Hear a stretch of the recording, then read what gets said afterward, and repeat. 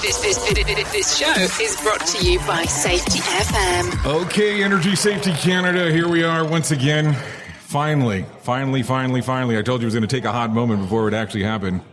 Josh and Brent, welcome to the show. Yeah, thanks, Jay. Thanks for having us, dude. So you you both just came off the stage. Now, I have to say this. You did tell me this from the very beginning, Josh, that you were going to carry 80% of the load. I might say 90. I mean, Brent, I'm not trying to insult you there, but you backed out. It was his time to shine. He was a big deal last year, man. He's so last year's news. It's 2023 is all about theory. 2024 is all about doing.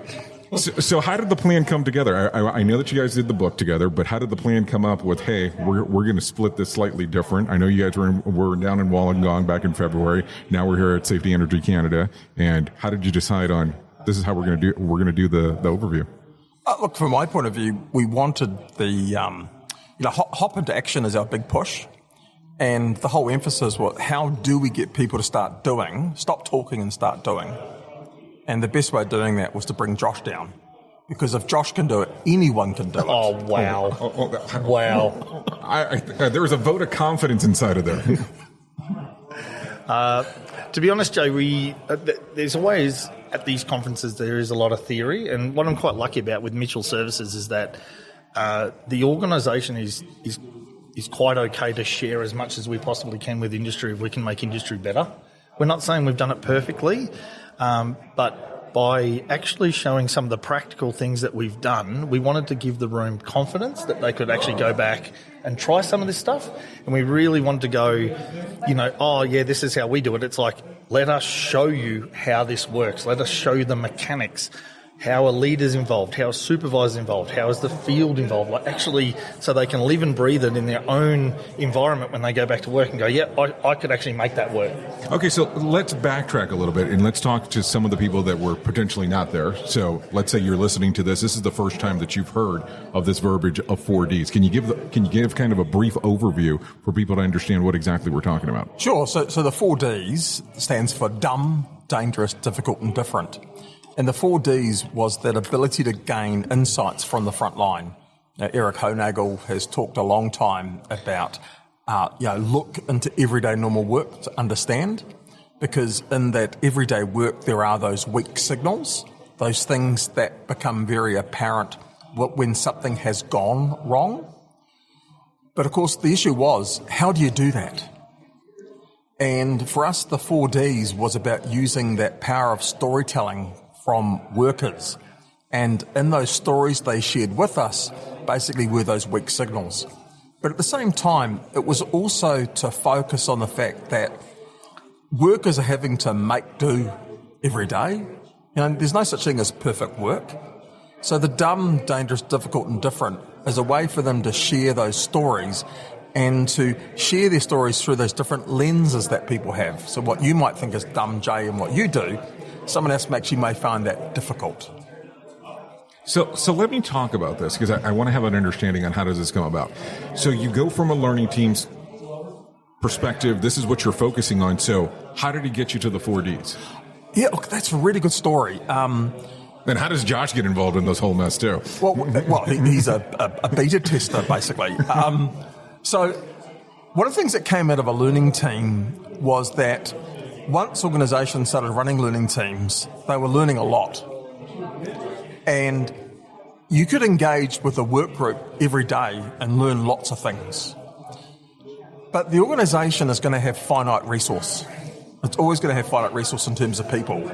So what we were looking at is how can we get the front line to have these conversations, and how could we then identify those weak signals, particularly where those weak signals are beginning to cluster together, and then run a learning team to get that deeper learning.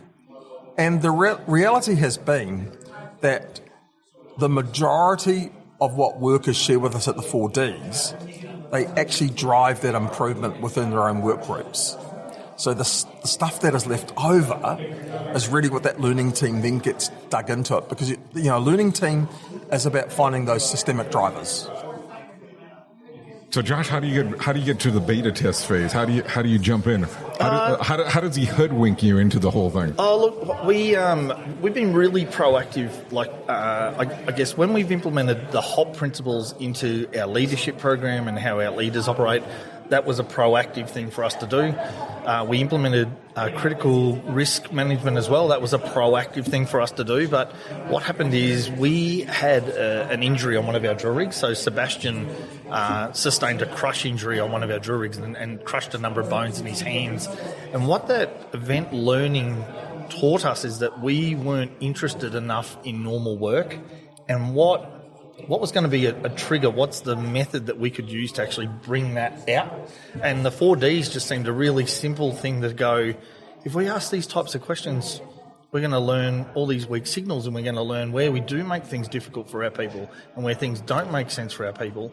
So it seemed like a really quick and easy thing. In my mindset, it just seemed a really simple thing to do. Was an interesting one, Jay, is that in the room where we've spoken at Energy Safety Canada, Brent asked the question, who's heard of the 4Ds? And most of the room put their hand up. And then it was, who's implemented it? And there wasn't as many people. There wasn't anywhere near that. I see the 4Ds as something very simple that a business can bring in like tomorrow. It's just changing your conversation and being genuinely interested when you ask those 4D questions. So when your company decides, hey, we're going to move forward and do this, how quick is the turnaround? When do you go, okay, we heard this, we're going to beta test it? What are we talking? Are we talking weeks, days, usually days? How are we going to train it? What system are we going to use? We must use a current system. We don't want to make anything else. And then if we're going to make supervisors do it, what are we going to stop them doing to allow them to do this? So you've got to turn something off. Don't add more and more bureaucracy, or I guess something that's going to take a time. So all we did with the 4Ds is take our current way that we were having conversations in the field and just change them to those 4D questions. But as I looked at it and you were doing the presentation and you're doing the layout, you simplified exactly the breakdown step by step. I mean, you did these drone views of this is how we're doing it. And I mean, I don't want to say that you dumbed it down, but I felt like you dumbed it down to my level that I could understand exactly what was going on. And is that really how the process goes across the board? Yeah, it's exactly like that. It is simple. It's the biggest thing with the 4Ds is how are you capturing the information and what are you going to do with that information? So we were quite overwhelmed when we first implemented it. We probably got 60 in our first month, so 60 4Ds come in, and it just was like, holy crap, we had no idea we were doing these things, or we were lacking here, or that our people actually didn't know there were resources to help them with some of those things. So the board, we originally went to our board and said, look, we've got these 60 4Ds, and they're like, no. We want to know about the themes. Tell us about the key themes that are coming out of the 4Ds, and we'll more look at the systemic thing.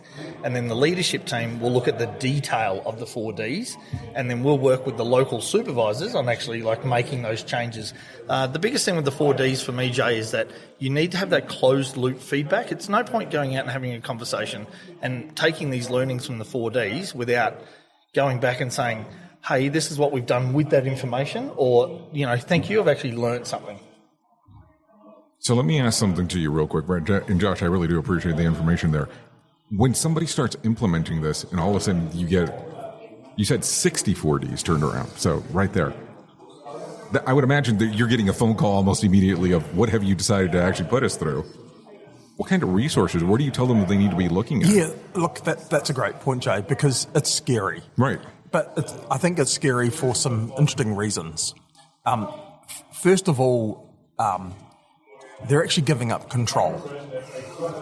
So they're moving from that notion of telling, they're moving to a concept of listening. And listening can be scary because they feel they've lost control of the narrative. Mm-hmm. Through that process of listening, we've created a concept, particularly for leaders, called listen, learn, then lead. Because there is this notion or concept for businesses that if they learn about something, they feel they have to go and try and fix it. But of course, we know those fixes don't become sustainable. So what we try and do is we try and get them to hold back. Listen to what you're hearing. take some learning from what you're hearing, those themes that are emerging, and then lead with that learning. And that lead, so if I go back to it, a lot of the learnings that happen within the group get improved by the group. And this notion of self-improving teams is what Deming did in his work. But from an organisational perspective, they focus on those themes. Because they, like Todd talks about risk ebbs and flows, that's how the 4Ds works.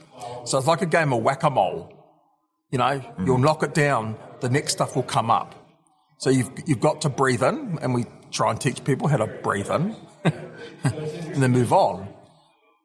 And once that mental switch happens, then they start to see the 4Ds as a mechanism of driving operational change and operational excellence, not safety. It might start with safety, but it drives to operations. So let's talk about that, and whoever wants to answer this, here's where I'd like to go. How do you all of a sudden then, and let's just go based on the title of your presentation, putting critical risk management and HOP into practice. How do you decide 4Ds is tying in directly into HOP principles? Learning is vital. It's as simple as that. He right? went straight to principle too. It was like, there's your answer. Yeah. It is. It's learning is vital, right? But what the other HOP principles allow you then to do is that if you're applying a 4D, you're going to hear news that you may not know or you may not want. So you're going to learn something. So that's where the other HOP principle of leaders' response matters is really important to support the 4Ds. So that's why we wove it in that way. 4Ds is a learning tool, and it's how leaders are going to respond to that learning. So let me ask something, and if you want to jump in on that before I ask my question, do you want to add something to that, Brent? I just want to add to it that the 4Ds is not about behaviour. Okay, so blame fixes nothing. It's not focused on people.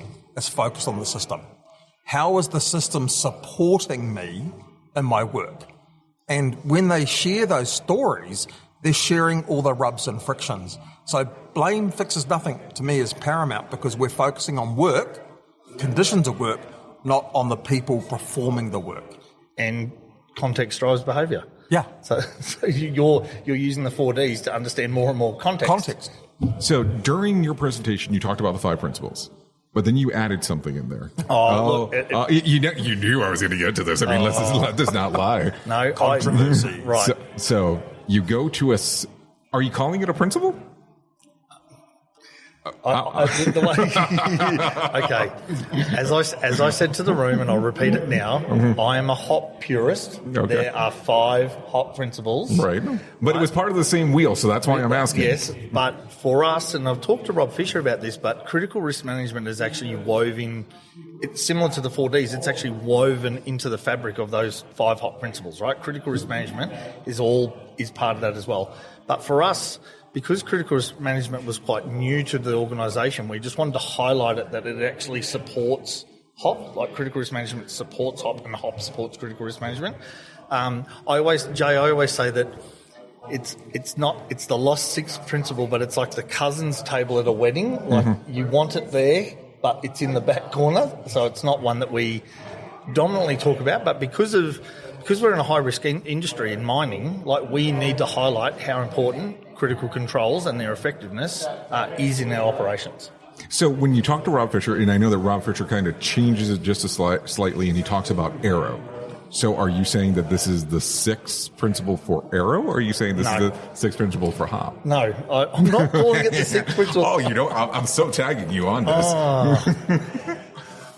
No, I get to talk to the big man later, so that's what I know, and he'll blow up. And as I said, I'm a HOP purist, and I only teach the 5 principles. But we just talk about that control saves lives is really important in a high-risk industry like ours. No, and I'm just giving you a hard time. Because you're doing it really well. No, because I know other organizations have a 7th principle and so on, and I think that it really you have to change things. You're going to always have the core, whatever the core principles are. In some industries, you have to tag additional things on. So that's the only reason I'm asking, because on how you had it out there. But the reality is, if we're trying to control energy, if we're trying to get people to fail safely, we are controlling energy. Right. So understanding how to manage that energy, either preventing it or mitigating it once it happens, that is HOP heritage. That's its heritage. Someone shared me the other day that they talk about control saves lives and also control saves loss, which goes back to the same thing. What they're saying is that if we encounter something and if something performs unexpectedly, the system is able to respond to it. And I think that's true within HOP, and it goes right back to the DOE handbooks, is that HOP came from high risk. It doesn't call out critical risk as a separate topic, right, because that risk is normal.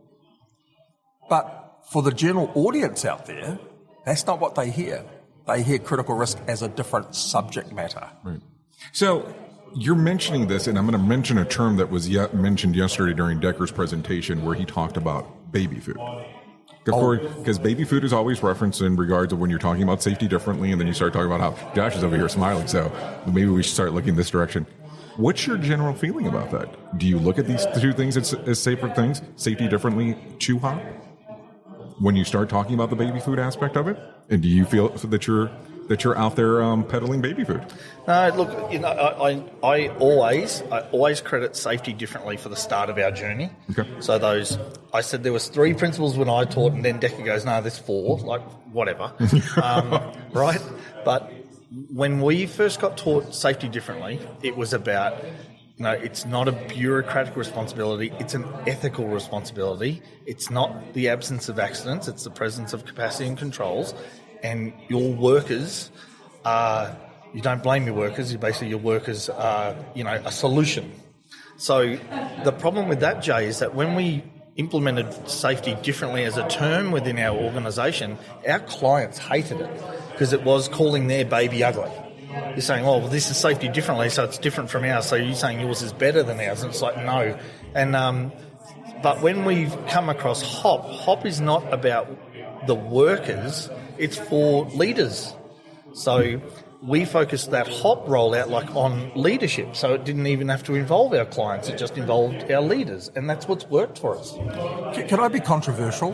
Go for the baby food thing too. Yes. And by the way, we are the masters of baby food. Okay. Because baby food to me means that we're dishing something up, something that is nutritionally rich and easily digestible.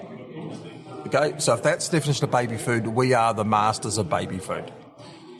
The thing about here is that HOP has been influenced not only by safety differently, but also by safety too. If we go back to the heritage of black line, blue line, workers imagine, workers done, all those things come in. HOP allows us to operationalise this. Things like learning teams, things like the 4Ds are, if you want to call them tools, we call them, freedom and affray.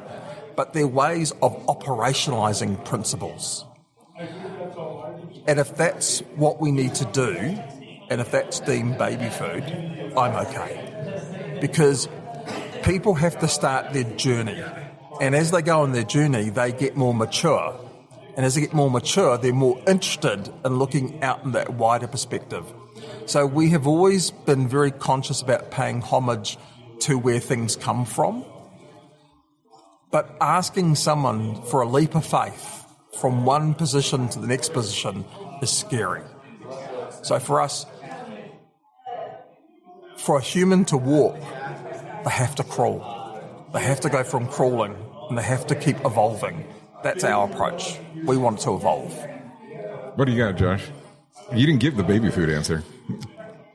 I've got nothing. I actually don't. It doesn't have, it's. I don't think everybody has to like it. No, I mean, it's funny, man. I shared this with the audience, and I always do. The HOP principles mean so much to me, personally. It's how I actually apply myself at work. It's how I apply myself at home. It's how, when an event happens in our organisation, leaders' response matters. It keeps me in check almost. And like I said, it's the principle fundamental, fundamentalist with the principles. I don't see it baby food, but it has to make a change on an individual. It's not a poster on a wall with the 5 principles and suddenly you're doing HOP. It has to mean something to you.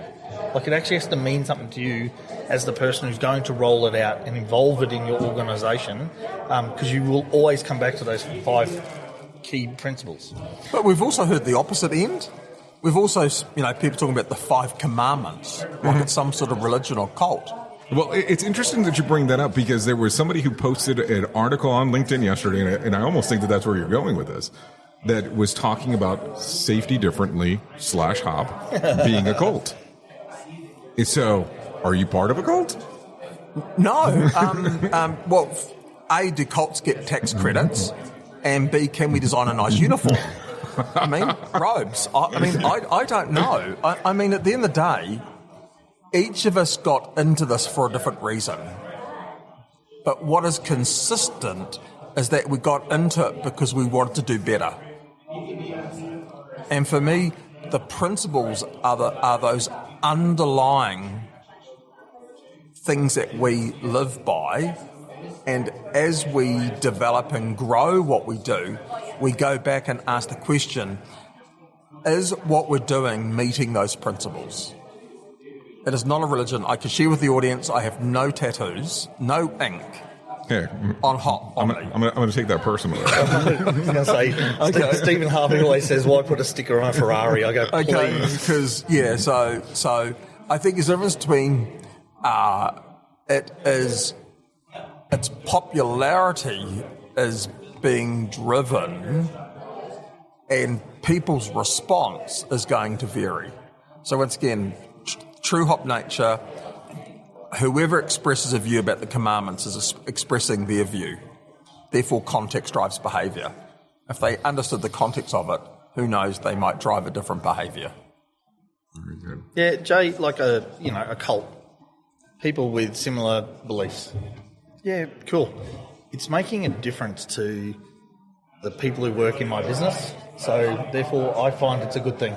So, well, I mean, you brought up a story, and I'll go back to when we were in Wollongong, and you just briefly talked about it a few moments ago. You had the gentleman that got severely injured that was at your work site.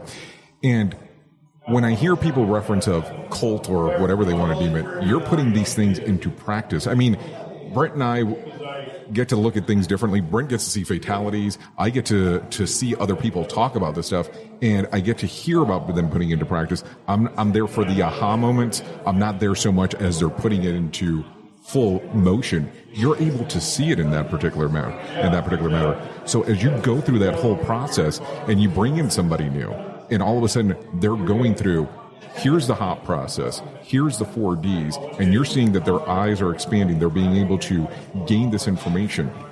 Do you look at it and go, they're on the right track, or do you have questions about some of the things that are being developed or how this whole process is done? I actually don't know how to answer that, Jay. Rephrase the question for me. So, you see it in practice. Yep. Do you think the stuff that you're doing as an organization, when somebody's brand new walking into your organization, is the right path for them to be down? Because, I mean, not everything that we do is perfect. That's no. All I was going to say is, that's why we share, is because this is what works for us. This is what works in the way that our people communicate, the relationships we have with each other, the things we do work really, really well for us. But we own another drilling company, so Mitchell Services owns Deep Core Drilling. When they've had new HSE people come in from a very compliance background, and I sit them down and explain the HOP principles, it can be quite challenging. It really can. But I mean, all I put to them is that if there's an event investigation, is digging a bit deeper into those counterfactuals, like, they just didn't do this. Okay, what were the conditions to lead them to do that then? So I just apply it that way, Jay, just asking a few deeper questions, and really quite protective of the workforce as well and those involved in events. Okay. Very good. Let me ask another oddball question, because we're among. These are good. These are really good. We are among friends here. Yesterday, we were almost presented with the challenge. That we were presented with the challenge of safety management systems. We were presented with the challenge of ISO 45001. He didn't say 45003. I'm talking about Decker's presentation in particular, and he kind of talked about how safety management systems are not the greatest thing for organizations to have. Really, what it would boil down to. So as you look at this and you're going out there and you're being able to give information to people, share information with people, how do you look at this? when the whole safety management system comes up and they go 4Ds and HOP, how does it tie into what you're going out there talking about? Well, look, I don't have a problem. I mean, the core principle, and once again, I sat on an adoption committee of ISO 45001.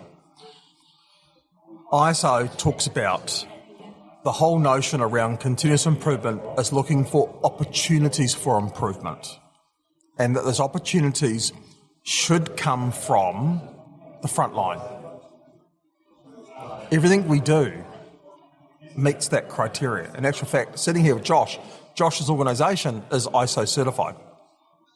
Yep. Okay, with HOP. And like all these things, ISO is just the standard. Okay, and it's basically saying this is what we want. It doesn't describe the how component. So the fact is, some people get triggered, you're not calling them investigations. Right. Okay?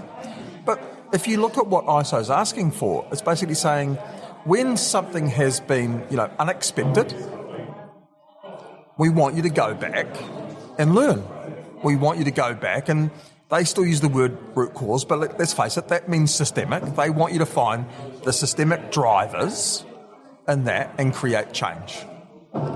That's what a learning team does. Josh, what do you got? Nothing. So let me ask you a totally off the wall question, and it's kind of funny that Amy's walking up at the same time that I'm about to ask this. What do you think about this venue? I mean, this is year 2 for me and Brent. This is your first year. I have to tell you, I've been super impressed with Energy Safety Canada, what the stuff that they're doing, what they're bringing forward into the industry, and where they're hosting this thing. Oh my God. Yeah. I've never seen anything like this. It's a horrible location. Stay away. Please stay away. Look, I got given a lot of crap this week. This is only the second time I've ever seen snow in my life, like actually snowing. And so Brent took a few photos of me actually doing a snow angel, which was like friggin' hilarious, right?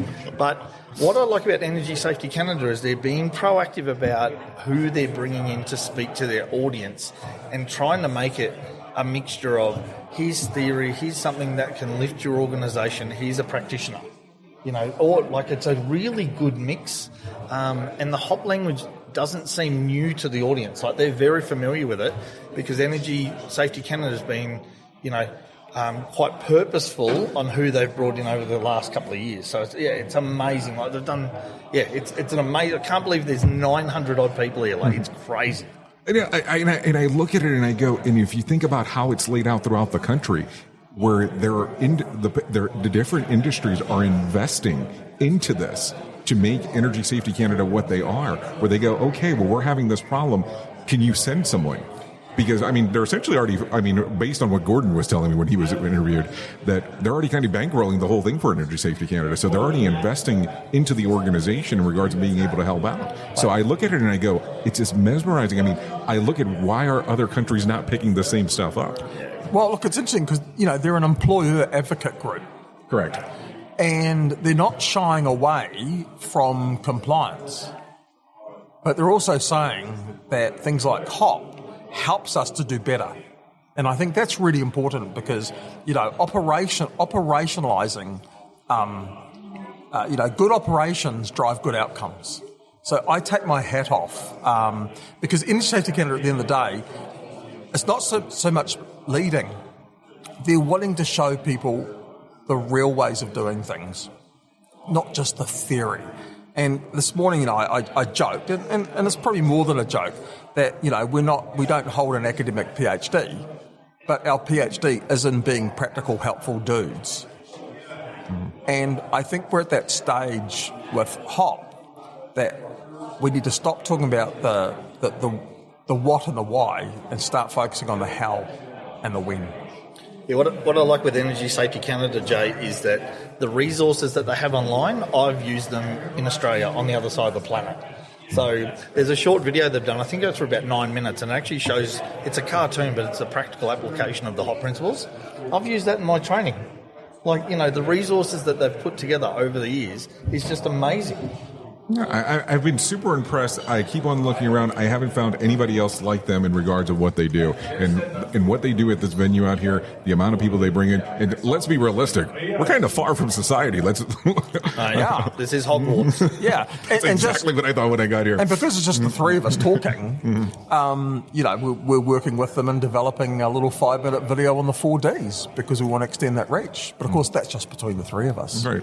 Nobody's listening. So, gentlemen, if people want to find out more about what you both are doing, where can they find out more information? In our case, learningteamscommunity.com. Once again, our website, we share lots of information. The 4Ds is completely free for people to use. All we ask is basically attribution, acknowledge where it came from. No derivative means don't change it. And non-commercial, which means don't sell it. Yeah. Easiest way to get me is on LinkedIn, to be honest. If you just reach out via LinkedIn, just send me a LinkedIn message or connect. So easy. I'm just Josh Bryant, and I work for a company called Mutual Services. So is the profile picture going to be your snow angel picture? That'll be the easiest way to find you. It may be. Well, gentlemen, I do appreciate the time. Thanks, Jay. Thanks, Jay. The views and opinions expressed on this podcast are those of the host and its guest and do not necessarily reflect the official policy or position of the company. Examples of analysis discussed within this podcast are only examples. They should not be utilized in the real world as the only solution available, as they are based only on very limited and dated open source information. Assumptions made within this analysis are not reflective of the position of the company. No part of this podcast may be reproduced, stored in a retrieval system, or transmitted in any form or by any means, mechanical, electronic, recording, or otherwise, without prior written permission of the creator of the podcast, Jay Allen.